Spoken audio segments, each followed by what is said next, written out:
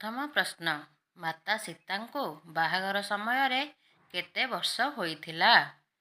କ 14 ବର୍ଷ, ଖ 15 ବର୍ଷ, ଗ 16 ବର୍ଷ, ଘ 18 ବର୍ଷ।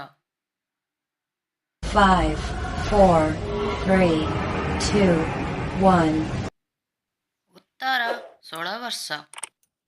2 ନମ୍ବର ପ୍ରଶ୍ନ, ମାତା ସୀତା କେଉଁ ଦେବୀଙ୍କର ଅବତାର ଥିଲେ?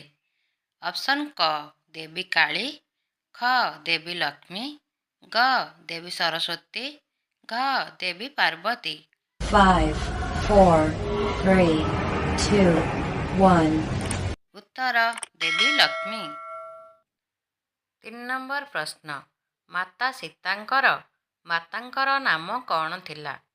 ଅପସନ୍ କ ମୈନାରାଣୀ, ଅପସନ୍ ଖ ମନ୍ଦୋଦରୀ, ଗ ସୁନୟନା, ଘ କୈକେୟୀ। 5, 4, 3, 2, 1. ଉତ୍ତର ଅପସନ୍ ଗ ସୁନୟନା। 4 ନମ୍ବର ପ୍ରଶ୍ନ, କିଏ ରାମ ସୀତାଙ୍କର ବିବାହ କରାଇଥିଲେ? ଅପସନ୍ କ ଦଶରଥ, ଅପସନ୍ ଖ ବିଶ୍ୱାମିତ୍ର, ଅପସନ୍ ଗ ବଶିଷ୍ଠ, ଅପସନ୍ ଘ ଜନକ। 5, 4, 3, 2, 1. ଉତ୍ତର ଅପସନ୍ ଗ ବଶିଷ୍ଠ। 5 ନମ୍ବର ପ୍ରଶ୍ନ, ମାତା ସୀତା ଲଙ୍କାରେ କେତେ ଦିନ ରହିଥିଲେ?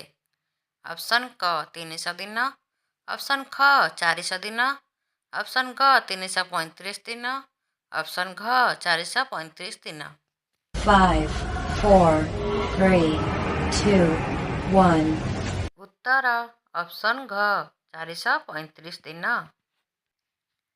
6 ନମ୍ବର ପ୍ରଶ୍ନ, ପାଳିର ପୁଅ କିଏ?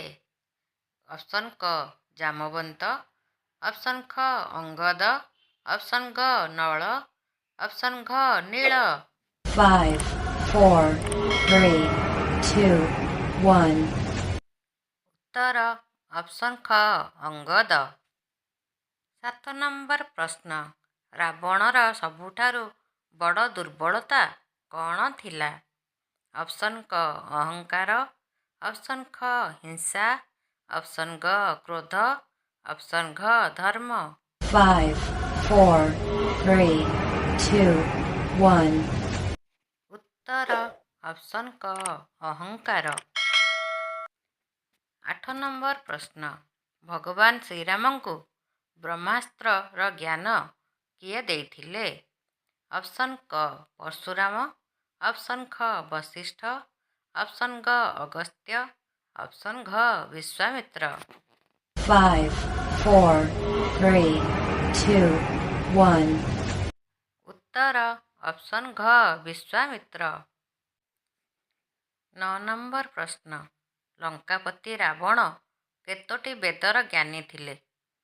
ଅପସନ୍ କ 1 ବେଦ, ଅପସନ୍ ଖ 2 ବେଦ, ଅପସନ୍ ଗ 3 ବେଦ, ଅପସନ୍ ଘ 4 ବେଦ। 5, 4, 3, 2, 1.